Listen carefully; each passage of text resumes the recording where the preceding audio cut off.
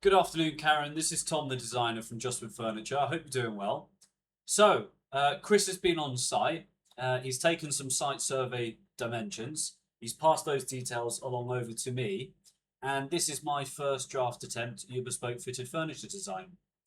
So what I intend to do in this video is I'll run you through both the tall cabinets here underneath the Velux window on the ceiling, and then I'll run through the vanity unit that goes along the other wall down the room. So we'll start off in here. I'll show you each of the cabinets and their key features. I'll run you through some of the top level dimensions. I don't want to get too bogged down into the detail for now. And then obviously I'll send these details over to you. And when you're ready to give us your feedback and initial thoughts, and if you think we're the right fit for you and you'd like to proceed, we can then start the iterative process of really bringing this to life and dialing it in to meet your needs. So with that said, let's just dive straight into the 3D. The first thing to notice about these tall cabinets, there are 4 units underneath the angle. So here we go. And roughly speaking, there's where the RSJ would sit. And as we open the tall cabinets, we can see that we have 2 right hinged doors. When you've got a falling angle of a ceiling like that, you can only have doors that open towards the high side. Unfortunately, you aren't able to have them left hinged in this situation.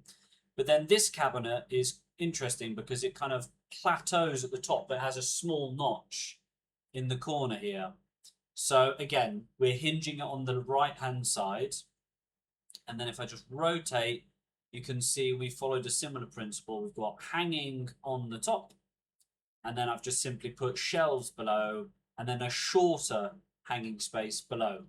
Now, it's important to know, because we aren't using the full height of the cabinet because of this RSJ in the ceiling, we're working with tight margins when we have these double half height hanging spaces. So I'll show you roughly speaking what we've got, but you may find actually for my needs, it probably doesn't stack up in terms of height.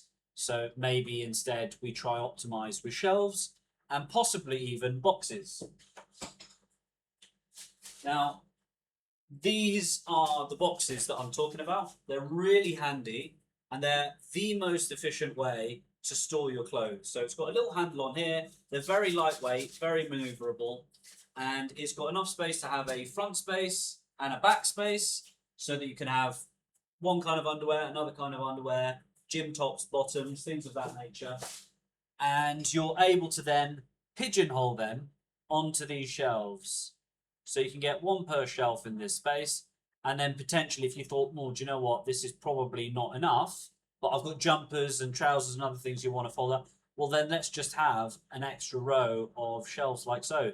So then you can get 1, 2, 3, 4 more of those boxes. And it's an awful lot of clothes, let me tell you.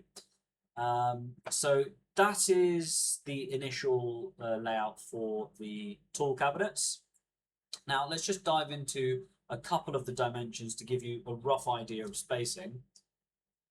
So typically what we do is we like to, if I go from the front perspective, oops, jumped back up. Let's go over to there like so.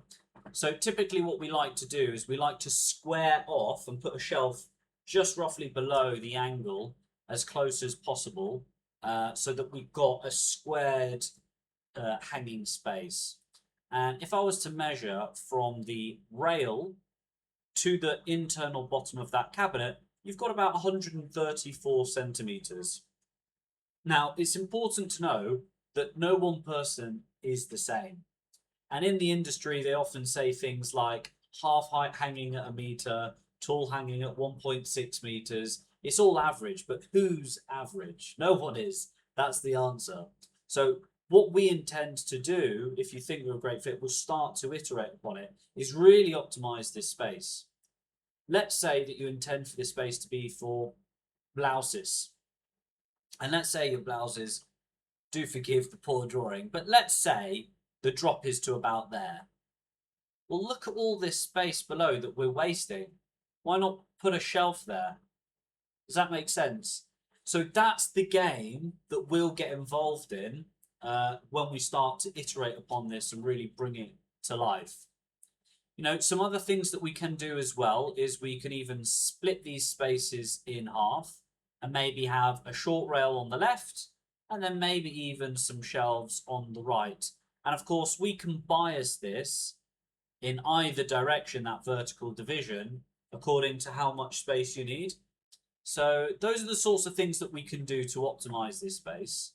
Let's just jump on to the next space, shall we? Of course, you've got about 54 centimeters of rail width, and that's the same for all of these cabinets. So the width is all the same. So onto cabinet B now. Again, these top spaces are a little bit redundant, but this space a little less so, because the notch isn't as aggressive, as you can see there. And the blue box represents the internal void above the shelf. And that's the shelf there that you're seeing in green. So at the highest side, where there's no notch, from there to the shelf, you've got about 25 centimeters and change. And at the lowest side, where the angle finishes, you've got about 19 centimeters. And that space between there and there before the angle starts is about 44 centimeters. So it is still usable. You could even potentially put another box there in that space from there to there. And then maybe stuff, I don't know, whatever tiny things you can in the side there. Alternatively, you could just stuff pillows up there. It's not a massive hat shelf. Typically, hat shelves are about 30 centimeters to about 40 centimeters, so a school ruler plus. And that way you can fit a bit bigger suitcases and maybe even larger winter duvets and things of that nature. Though, if I'm sure you tried, you could probably cram some things in there. So we're talking about optimizing spaces though, aren't we? So again, if I measure from the rail down to the bottom of that internal space, you've got slightly bigger this time. It's 151 centimeter drop. And of course, the width is identical. And that is cabinet B. So those two units right hinged onto the first left hinge door. So I thought it might be nice to have a left and a right for this double unit that are at the maximum height for this run. And this time we've attempted to do a double half height hanging. So if I was to effectively split this into two voids with a shelf between the two of them, what I've tried to do is, because we're getting less than a metre, it may fit your needs if you've got crop tops or, you know, gym shirts that only finish to, say, that height. There may be enough space below there. But we'll only really know that once you kind of investigate what you have currently. So if you were to imagine an infinitely long hanging rail and you were to order your shortest garment, say anything from mini skirts to folded up trousers, and you were to say from the rail down to the bottom of the garments, let's just say it was 45 centimeters in height. And I have this much hanging rail, which is 52 centimeters. What that'll start to do, and then you did that for, you know, your blouses and then your long dresses, your maxi dresses, etc. What that'll do is it will start to understand the bias of what you have. Do you know what? I have more blouses for work, etc., than I do summer dresses. I only need about 20 centimeters worth of rail for long dresses. And by the way, they're only about 145 centimeter drop. Great. What we can now do is we can start saying things like, okay, well, let's put a vertical division all the way down here. But let's do it from a front view so it's a bit easier to see. If I go to the front space, if I just put a vertical division down on one side all the way there, and I kept the rail on the left side, and I put another rail on the right side, but left it all open down here, and left that for your long dresses, then maybe we could finish a shelf there, and you could put maybe a pump or a pair of shoes below, or just leave it completely open. But those are the sorts of things that we can do when we start having fun and we start optimizing around your existing wardrobe. So that'll be an exercise that you can do when you have the time, if you think we're the right fit and we start playing with the numbers. But for now, what I've got is a slightly larger hanging space. So the void's a metre, And it's important to note that all of our rails are sat 4 centimetres down from whatever limit is above it. So in this case, it's the top of the cabinet on the internals. And in this space, there's a shelf there. So it's 4 centimetres down. There's the next rail. So this space is intended to be smaller, maybe for trousers. So work tops, work bottoms. That was the bias I was thinking. So we've got 76 here, but you know, folded trousers, they could be even smaller. Sometimes they can get 50 centimetres from the rail to the bottom of the trousers, or even 45 centimetres. So it's important, I think, you go through that exercise.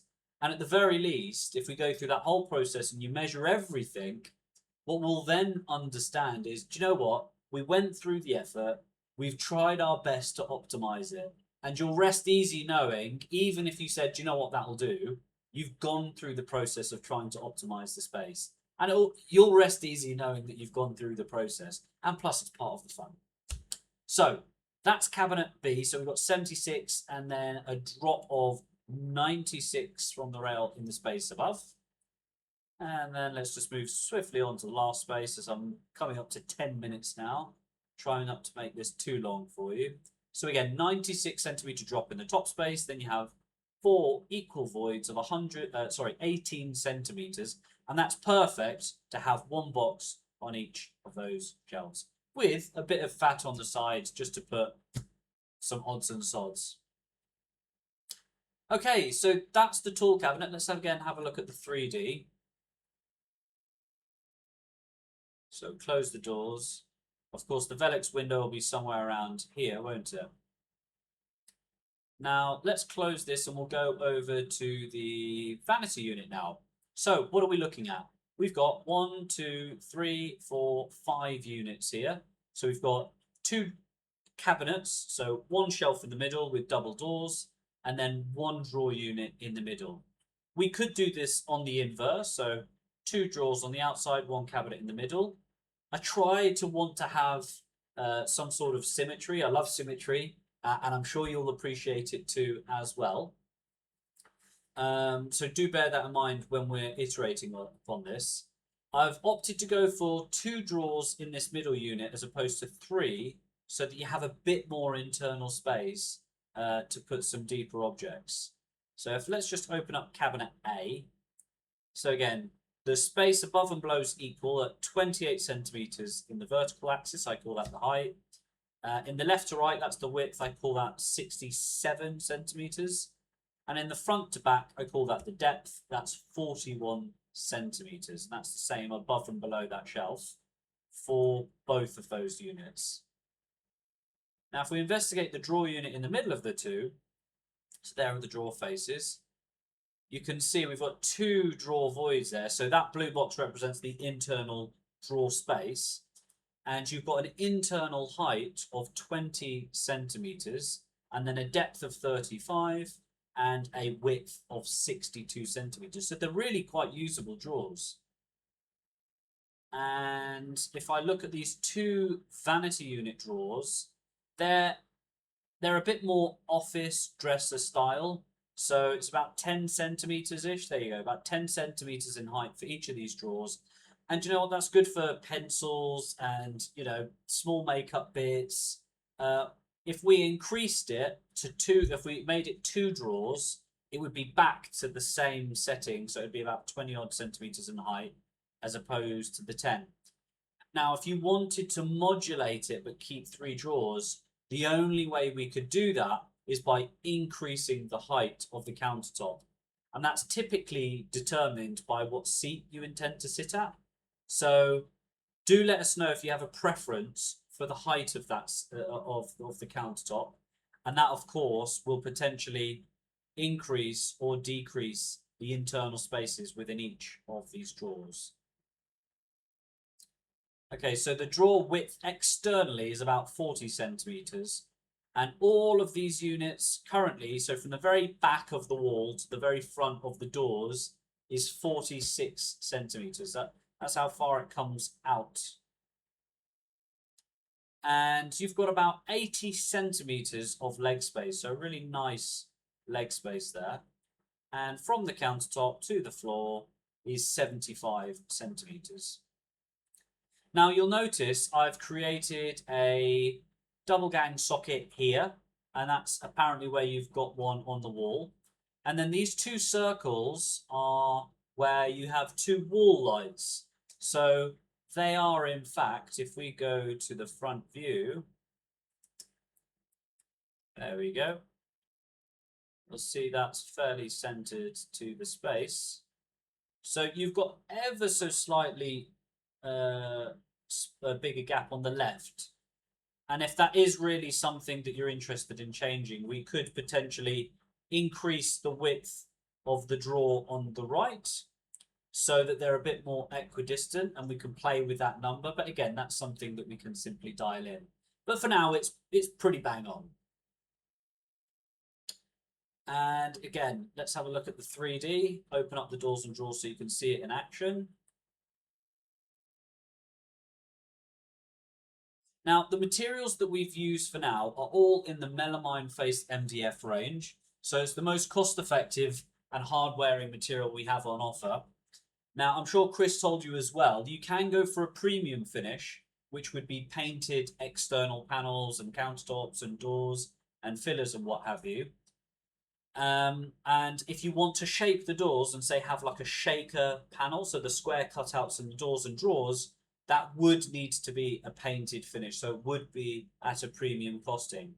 But the benefit to that, of course, is that the world of possibility opens up and you can choose whatever colour you like. And we can colour match, so you could go to Farron Ball, find a colour swatch and say, here, Tom, can you colour match to that? And we will do so. We still tend to advise on the inside of your cabinets you have a melamine-faced MDF, because they're still very hard wearing. So if you're storing things and you're moving books and boxes off the shelves and clothes, they're better scratch resistant than a paint coat would. But for doors, that's typically quite okay. Countertops is another story because, of course, you're putting things on them all the time. But do you know what? Some people are like, don't worry, I'm very careful, I'll be all right. So food for thought, but do let us know what you think about this initial design.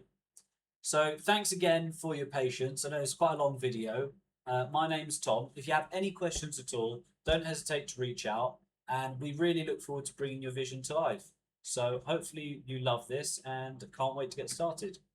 So Tom, and we'll speak soon. Bye for now.